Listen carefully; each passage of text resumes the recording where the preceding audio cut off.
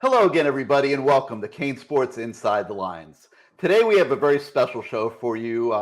It's the day that CaneSport is announcing a new collaboration with a guy that I've looked up to, truthfully, for my entire career in sports journalism and sports broadcasting. Of course, it's Roy Firestone, our friend, who's joining us here today. And Roy will be collaborating with CaneSport, or really, CaneSport will be collaborating with Roy.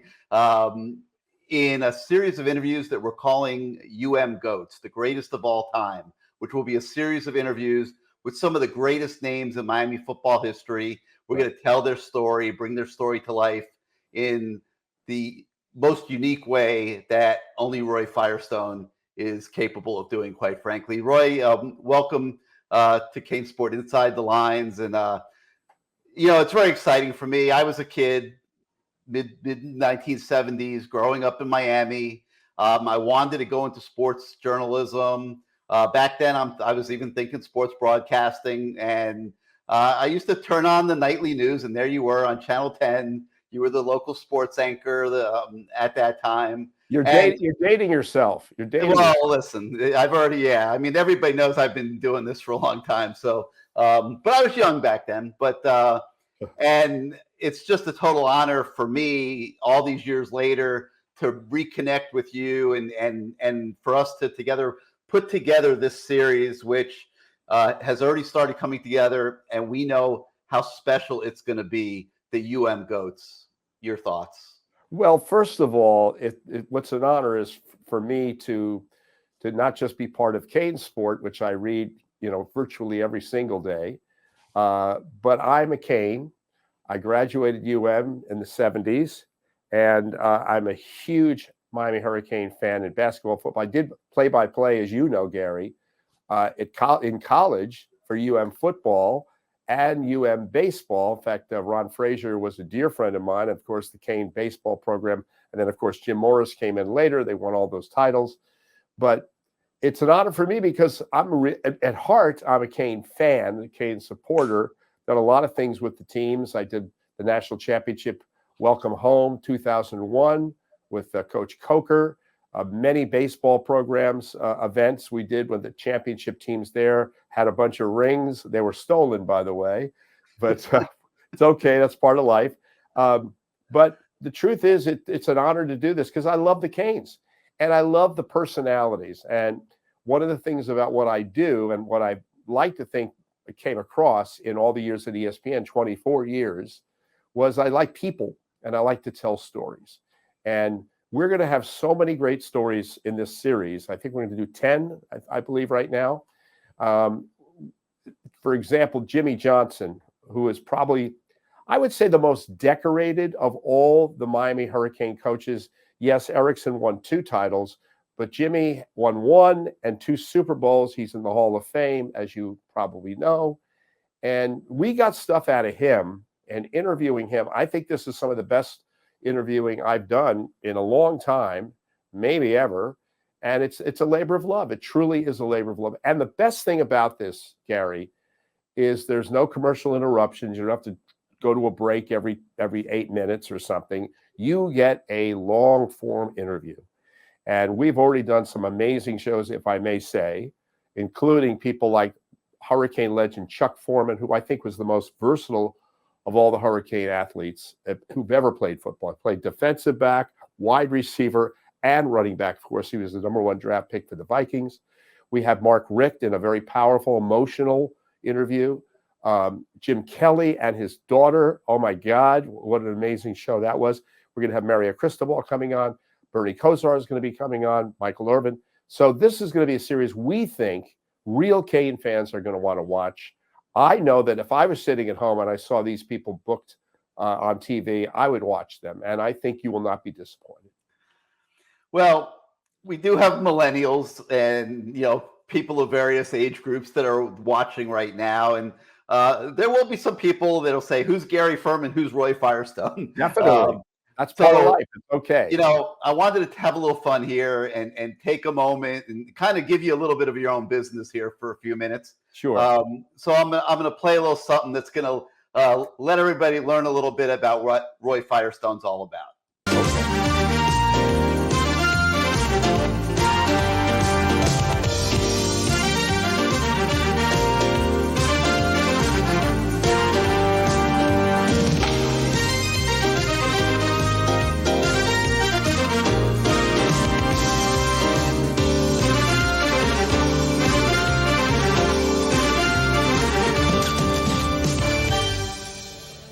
I have the great pleasure of interviewing so many different kinds of people, not just athletes, but people as diverse as Miles Davis, to Richard Nixon, to Paul McCartney, to Elton John, and everybody in between. 5,000 interviews.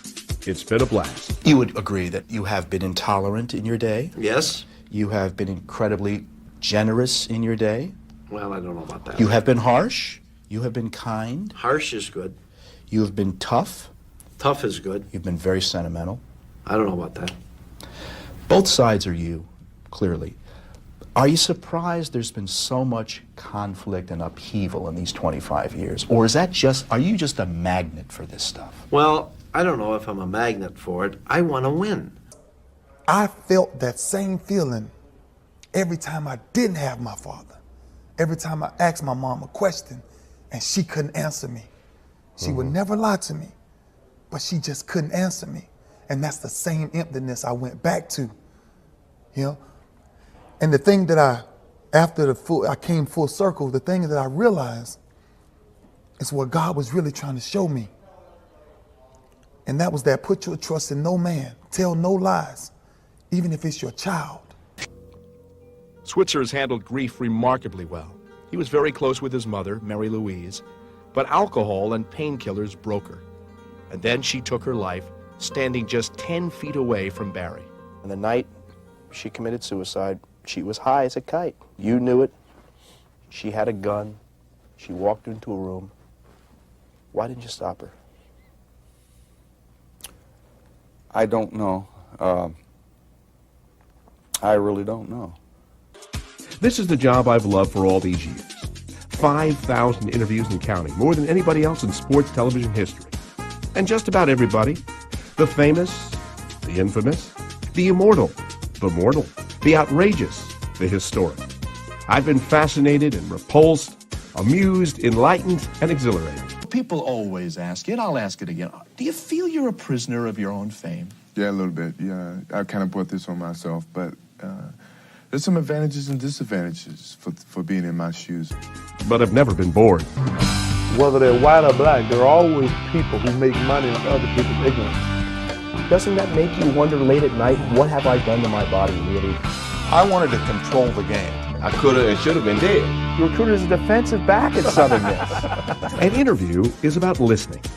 It's about finding someone's inner workings, revealing, teaching, sometimes inspiring. When I play the game, I play it to win, and not to look good. I could sit there and I could have thrown 15 interceptions. Did it hurt to hear people say, I mean, you just said thick skin, but did it hurt to hear people say, he stinks, he's no good? I don't like it. If you know that you have in any way encouraged kids to use steroids, do you have any shame in that? I don't think people believe you're sorry for baseball, you're sorry you got caught. Sometimes an interview touches the soul and reveals the emotion. You know how to make a man cry, don't you? And what were you left with?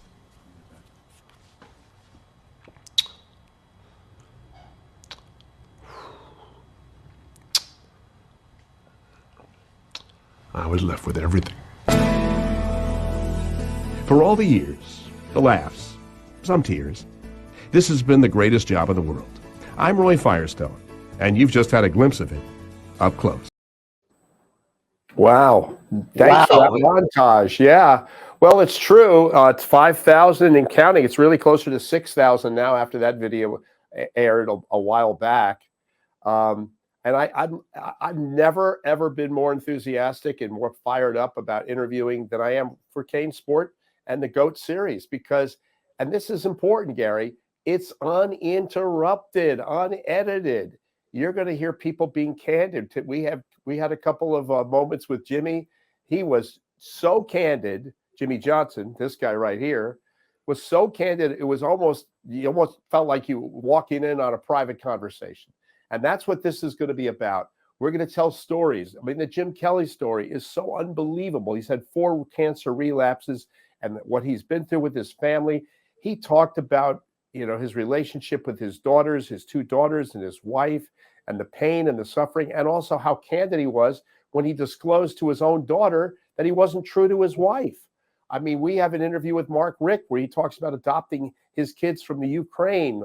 One child is physically deformed. You may know that. And it was so moving in what he was talking about. This is the kind of thing that I like to do. I like to tell stories. I like to touch the human heart if I can. I like to just make sure people get a real glimpse of a person's soul. And we're going to get it in this case for UM legends. And there's going to be many, many shows coming up. And I'm honored that you gave me the opportunity to do it. As I said before, it's a labor of love. It really is. Well, on behalf of our audience, we're honored that you're doing it. And I mean, I can't even imagine 5,000 interviews. Number one, I can't believe you've counted. As I said, it's almost 6,000 now because I've done other shows. I did a show called Face to Face. I did public broadcasting. I've done a lot of different things. But I really never got a chance. I mean, Jimmy Johnson I interviewed, say, 5 times at ESPN in the 24 years I was there. But this interview that we're doing, and you'll see it when it airs. Of course, you will, and people who want to watch it will, are going to see a side of Jimmy you definitely don't know. And like, I think we're going to show some clips about it too, and maybe you want to lead us into them. Yeah, we could do that right now. This is Jimmy talking about being selfish. One of the quotes that I loved from the first book, it was pretty honest about yourself, was this. You said, "I'm not a bad man, but I am a selfish man. I'm a generous man too. But the greatest misconception is that I'm an unfeeling man." You want to reflect on that? Well, I'm a selfish man in that I want a lot of good things. I want a lot of good things for all of us. I want a lot of good things for me, my wife, my family. I'm selfish in that way. And, you know, sometimes when you're a head football coach or head of an organization, head of a CEO, you can't have feelings. At least you can't show your feelings. You can't let your guard down and let people take advantage of you and take advantage of your position. Mm-hmm. So I'm a different guy now, you know, that I'm not coaching. You know, players and people that knew me back then, you know, they said, "Boy, you were a mean, tough son of a gun." And Roy, you probably know that. I mean, it was all business. You know, it was, hey, I've got a job to do. Mm-hmm. But now that I'm not coaching, hey, I'm having fun with people. Well, I think the thing about Jimmy is, you know, as you know, Jim, you covered Jimmy. You know, he's never held back at any time in his life, but really at this stage of his life, as a retired, and he's an analyst, obviously for Fox. You see him for the NFL. He is so, you know, raw. He talks about his son's alcohol problem. He talked about, how about this? You may know this story. He was a classmate with Janis Joplin in Port Arthur, Texas. So I said to Jimmy, I said, "Did you bully her? Did you fondle or anything like that?" We heard reports. He goes, "No, I didn't, but my fullback did." I mean, you couldn't believe how open he was. And again, all of these shows will have a glimpse of the UM GO.A.T.S that you had never knew existed. You're going to see it in every show. And some are very emotional. And as I may have mentioned, Mark Richt got very emotional talking about his kids and talking about, you know, adopting a Ukrainian child who had a physical deformity. I mean, we didn't see a lot of that in the press conferences, shall we say, for the football program. But this is gonna be sort of like up close plus. It's going to go deeper than up. Maybe up closer is a good way of calling this UM GO.A.T.S show, because it's going to get very intimate. Yeah, because there's no limitations. There's no commercials to break it up. It's just pure conversation. And, you know, you talk about Jimmy and, you know, how he wears his emotions on his sleeve and stuff. You know, people ask me all the time, what are some, you know, I've been covering the Canes 45 years, you know, and people say to me, "Gary, what are some of your greatest moments?" And if definitely in the top 3, 1984, after Jimmy had gone through that frustrating first season when he was forced to keep Howard's assistants and the whole thing fell apart. Record was 8-4, I believe, and it was coming off the national title. And Jimmy just felt this incredible sense of failure. Like he had let the whole Miami fan base and Canes Nation down by following up a national championship season with what was considered a mess at that point. And I was out at Bayside Marketplace, downtown Miami, and Jimmy's sitting there with one of the more prominent Board of Trustees members at the bar, just pounding Heinekens. They were just pounding, so I went over, I said hello, and, as he was talking, like, tears were flowing down his eyes. That's how much it meant to him. But, Roy, of course, he was able to bring the whole thing back. And one of the things that I think you and I agree on that made Jimmy really successful was the way that he was able to relate and manage African-American players. And you had a chance to bring that into the interview, which, by the way, is going to air on Friday. It'll be on CaneSport.com. It'll be on our YouTube channels, distributed through all of our channels, really, Twitter, Facebook, as we go forward. But I wanted to play that clip for a moment here, Roy, because I thought it was very special. You mentioned something about playing, street ball with some of the black kids, but it was not an integrated time in Port Arthur. And you really evolved. In fact, I read in your first book, Turning It All Around, or Turning the Thing Around, that you said you never had a problem with black kids. You never had a problem with Jewish people. You loved all kinds of people. But in those times, there was racism, a lot of racism. How did you become evolved, Jimmy? Roy, I actually, during that period of time, it was kind of the way my mother and daddy raised me. We were all the same.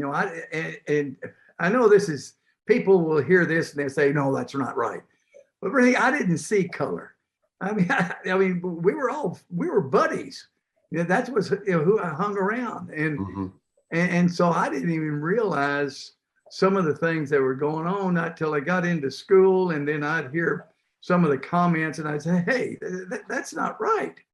And so I was offended at an early age at what some people said about, some of my friends. But I think that helped me out later on as I started, coaching with, black players and black coaches and coaching black players. I mean, I always had a great relationship that way. It's something I wanted to add to this, and you may know this too, Gary. Alonzo Highsmith, of course, is now part of the Cane family, and he's in the front office. I call it the front office. The front office. I don't know what to call his job, but he's in the front. It's essentially the front office. It's essentially a front office. But his father, I think it's Coach Walter Highsmith. Yes. Who ended up coaching Michael Strahan, by the way. He said to Jimmy, they don't like the idea that you're going to bring all these black players in. He said this in 1984. He said, I don't give a damn what they think. I'm going to bring the best players in. I don't care if they're black or white, whatever color they are. I want the best players. And for its time, this is almost 40 years ago. It was a fairly bold thing to take on a new job and say, screw you, I'm going to get the best players we can get. And the black players loved Jimmy. And Jimmy's Port Arthur, real cracker. 1958 in Port Arthur, Texas, wasn't exactly integrated, but he talked about it, and he talked about Michael Irvin and how much he loved Michael Irvin. And he talked about players like Russell Maryland and Alonzo, and he talked about all of the players that really were his kind of player. And it didn't, as I said, it was all about the talent, and it was all about what they could do for the program. He didn't see color. And I think it's a very interesting part of the series. One of the cool things about doing what we do is we get to talk to a lot of these people, not just when they're in the arena, in the heat of the battle, but we get to talk to them after the fact, when they can reflect back on what they did in a more relaxed environment, I guess we could say. And that's when I think you would agree that you're able to get the best out of them in an interview, and get them to really open up. And I wanted to play one more clip here, because we got a two-parter with Jimmy. It's about an hour's worth of interview, so I don't think I'm ruining anything for the viewer here. But I thought one of the cool moments was when Jimmy reflected back on his persona and his intimidating state of being when he was Jimmy Johnson, the coach. Let me play this real quick. Most of our players, inner city kids, a lot of them. A lot of our stars were inner city kids. And I wanted them to have the freedom to be themselves. Now, we were not a penalized team. We were one of the least penalized teams in the country. Now, after I left, it got out of hand and they had a bunch of penalties. But if you check out our stats, we were not a penalized team. So I wouldn't allow, unnecessary penalties. I wouldn't allow taunting. Now, we would celebrate and we would talk a little trash, but not to intimidate the opponent. Now, our celebration would intimidate the opponent, and I wanted to intimidate the opponent. Pretty candid stuff. He told the story again, Gary. Because you covered him, about Brian Bosworth taking out a half page or a front advertising on the day of a game against Oklahoma, saying we're going to kick your ass or something. And he said all the black players that were the leaders on the team went to the Fontainebleau Hotel and called up to Bosworth's room, and they said, "You think you're going to kick our ass? Wait till you see what we do." And that was the famous game where they wouldn't shake hands. Yep. That's what happened. And the story behind it was so funny and also harrowing, because that this was going to be an ugly scene, and it was in that game. They killed Oklahoma in that game, but it was so revealing that Jimmy, he wanted his players to have fun, but he wasn't going to allow them to be intimidated. He wanted his Canes to be the intimidators, and they were.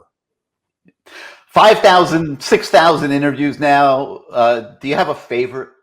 Oh, man. I get asked that all the time. I tell you what I did. I had Wilt Chamberlain on, and some of the people who may not barely even know Wilt Chamberlain, they all they think about is Jordan and Steph Curry. Wilt was probably the most dominant force in the history of basketball for a lot of reasons. But he came on my show once, and I remember the first time I met Wilt Chamberlain, he was in a car, a Rolls Royce, white Rolls Royce with these two giant Dalmatian dogs in the back seat. In the front seat, he had this beautiful blonde girlfriend of his, and he's wearing silk and purple jumpsuit with a big feather hat and all these jewels and this leather pants and a walking stick, and he's got no shoes. And I said, "Wilt, I got to get you on the show. Will you please do my show?" He said, "Roy, I'd love to do the show, but you have to understand, I'm trying to keep a low profile right now." So you can imagine. But favorite, Wilt would be one. Barkley, of course. I got to interview Richard Nixon, as we saw in that promo. I mean, can you imagine this kid from Miami Beach getting a chance to interview Richard Nixon? And we talked about baseball, but he talked about a few things that were really special, and it was fascinating to talk to. But as I said before, it's hard to pick one. Jim Valvano, Jimmy V, was very emotional, inspiring. But I'm hoping that the folks who watch this series are going to get something out of these interviews that maybe they haven't seen before. Maybe I haven't seen before. And I think because it's long form and because it really focuses in, there's no commercials, there's no interruptions, I think people are going to be, I hope anyway, very pleased and very inspired by what they see from all of their legends, the Cane legends. And of course, as the series, we hope, goes on for years, we hope, you're going to see some of the players that are more contemporary right now. As we said before, we're working on people like Michael Irvin, but we also have players like, Braxton Berrios. It's been a great story of perseverance, undersized. I want to interview him. I want to interview Jonathan Vilma. I want to interview Frank Gore. We're going to get all of these people on the show to tell us their story, their lives, as not just Canes, but as human beings too. Well, as I said at the beginning of the show, I've followed your career all the way through. And, one of the things that blows my mind is you've done all this great television. You've done all these great interviews. You've interviewed all these amazing icons of sports through all the years. But you're probably most famous, I think, for this. Your father leaves home on Christmas Eve, leaves your family all alone. Had a mother had to sweep out the steps at a prison just to earn enough money for tuition for you. Your brother loses a leg in a tragic bass fishing accident. I mean, there's been a horrific list of things that have happened to you in your life. I'm not going to cry, Roy. Well, actually, we have some very good news for you. This has just been handed to me. A memo, it's signed, it's a contract, guaranteed. Arizona Cardinals, 4 years, $11.2 million. You're going to get to play in Arizona where it all started, finish up your career in Arizona. What do you think of that?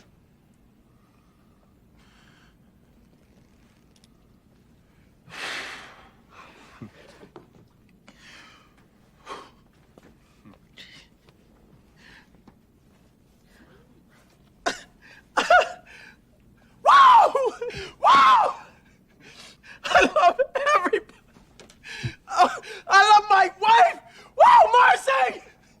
I love my kids. I love you. Tyson, my baby, my new baby, Katie. My older brother who got one leg, but he's still doing it. And my younger brother, TP. You're militant, but I ain't mad at you. I ain't got nothing but love for you. I love my teammates. I'm leaving somebody out here, Roy. We only have a half hour on the show. I want to send some beautiful love out to my offensive line. These are fierce, beautiful, loving individuals. Nice to see you. Congratulations. Thank you. Good for you. Thank you. I'm sending you out beautiful love. Hey, Jerry, how you doing? Remember Troy from the Super Bowl party? Hey, Jerry. We met in '93. That's right. Good to see you. I enjoyed your memo. Thank you. Arizona Cardinal organization. You're a little slow, but you come around. Okay, we're almost out of time right now. We've had Wait, 10 Roy, I'm forgetting somebody. Jerry Maguire, my agent. You are my ambassador of Quan, man. Rod, thank you so much. Congratulations. Congratulations. Hey, I got to tell you one quick story about this. That scene you just saw, you know how he just grabbed me just there? That was the first take. Or I don't know which take it was, but we were on a rolling chair. I wasn't prepared for that. It was an ad lib. A lot of that scene was ad libbed. And he jumps and he grabs me, and that chair starts to fall back. I almost killed myself falling back. 2 grips on the set caught me. I could have probably had a concussion. But the best part of that story is, like, a while later, after the movie Jerry Maguire is out, it's a big hit. I'm in Liverpool, England. Swear to you, this is true. And I'm the biggest Beatle fan in the world. And I'm at a reception. I get a tap on my shoulder. It's Paul McCartney. Paul McCartney looks at me and he goes, "You're the guy who makes him cry. I saw the movie." I said, "The movie?" He goes, "Jerry Maguire. What's your name?" I said, "Roy." He goes, "Don't make me cry, Roy." And you know that term, that phrase has been repeated 100,000 times in my life, at airports, at barbershops, at restaurants. People always go, "Don't make me cry, Roy." But Paul McCartney coined it first. He never actually said, "Don't make me cry, Roy," in the movie. But Paul McCartney started, and that was the name of my second book, "Don't Make Me Cry, Roy." So, I mean, I've had an unbelievable life. And this series that we're going to do, Gary, it's an honor for me to do it. I'm a huge Kane fan, and I love to interview. So I hope the fans get a chance to enjoy it. If people want to drop us notes either on CaneSports or at royfirestone.com, tell us what you think of the series. I'd love to hear from you, but I'm thrilled to be part of it and thrilled to work with you too, Gary. Oh, the pleasure's all mine, and I'm enjoying right now letting everybody get to know you a little bit, because there's just so much depth to it. I mean, you know, the thing that you guys wouldn't believe is that, you know, Roy's also an entertainer, and he's entertained people for decades now, and he does the most amazing impersonations, and I packed a couple of those here for us today as well. Let's take a look. Well, hello, get about it. This is Keith Jackson. This is college football 2019, and oh, Nelly, we've got a real barn burner for you. Yes, indeed, it did it live. It'll be ABC's Wide World of Sports with the proctologist from Johns Hopkins University, taking on the Big Red Suicide Machine from Jack Kevorkian Junior College. And oh boy, there's going to be a whole lot of head crack. Let's pick up the action right here, right now on ABC. He rolls on the right side. He's got some run from the 35, the 30, the 25. He could go all the way, but he's hit and cracked and fumbled. And that's the way he sounded, right?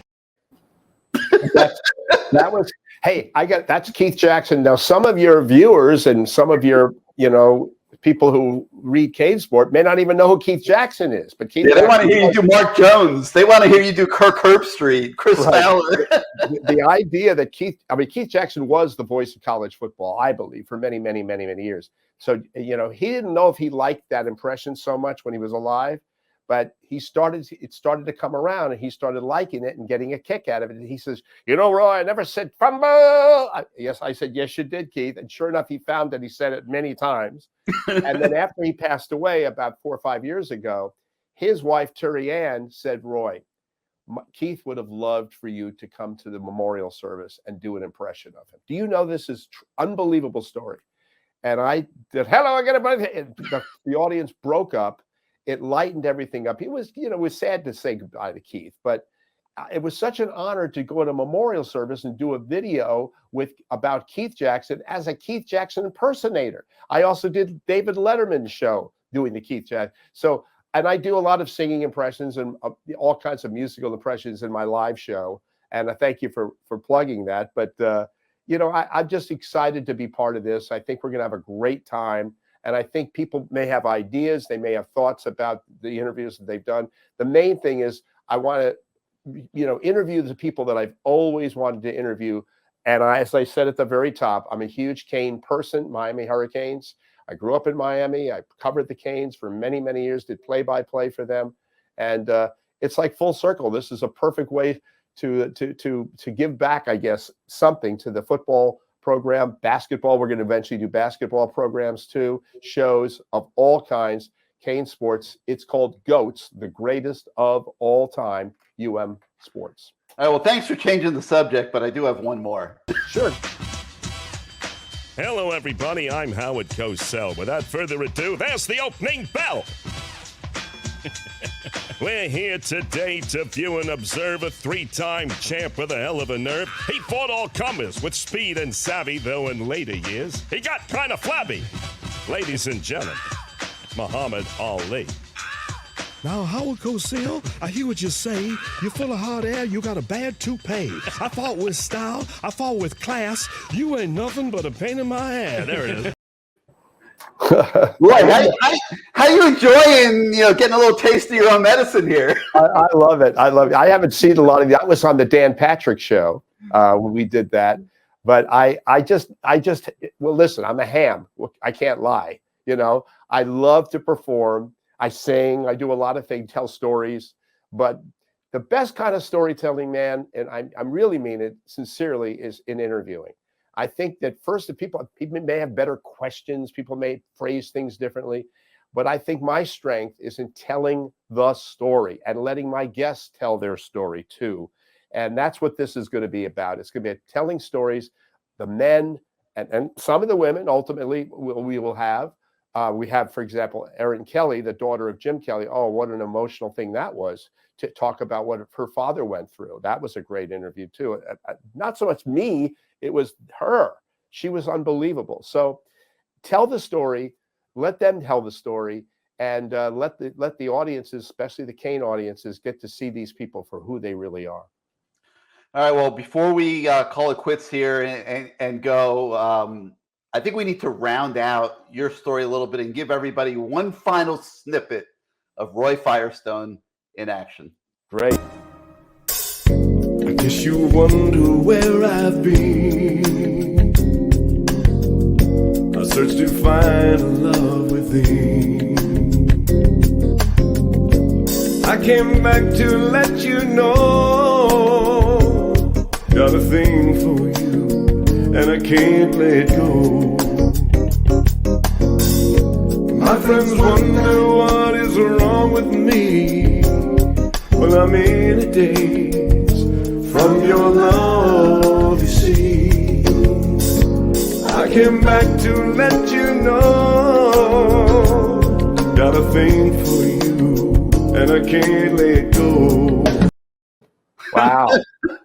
I'll tell you what, Gary, I never get a chance to show that I can sing. Maybe people don't think I can sing, but thank you. That's very honorable to be able to show that. I love that. By the way, if I could do a shameless plug, anybody wants to get a hold of me, go to royfirestone.com.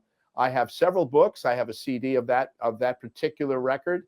And we do a lot of charity work. I even have a children's book about a dog named Kobe. That's my real dog. We named it after we lost Kobe Bryant, and proceeds benefit animal rescue. So we've done a lot of things that I'm very, very pleased with. I'd like to feel this is a fairly eclectic career I've had. You can see some of it right there, but nothing like interviewing, man. And to get the chance to do interviewing again at this kind of level with in-depth, long form, no interruptions. I can't impress upon that enough.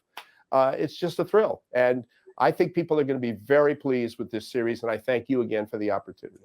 Well, it all starts on Friday at midnight, actually, with the interview with Jimmy Johnson. Jimmy Johnson. Yeah, we'll have part 1 on Friday. We'll have part 2 on Monday, or actually, I think Tuesday because of the holiday. But Right. It's epic watching everybody, and I think you're really going to enjoy it. And then it'll go on from there with so many other great interviews by Roy. So, Roy, thank you again so much for working with us on this. We're looking forward to every single second of it. Oh, and best of luck in this new endeavor, because I know you're changing your whole format and changing your channels or whatever. I don't know the terminology anymore. I can't even keep up with it. I'm old school all the way. By the way, one last time, if people do want to correspond with me, they can go to royfirestone.com. I'll answer anybody's questions. Maybe people have some ideas for other shows, but we've got some good ones coming up, and it's going to be a lot of fun. It really is. All right, Roy. Well, thanks for joining us today on Inside the Lines, and looking forward to every bit of it and working with you. Thanks, Gary. Appreciate it. We'll see you next time, everybody.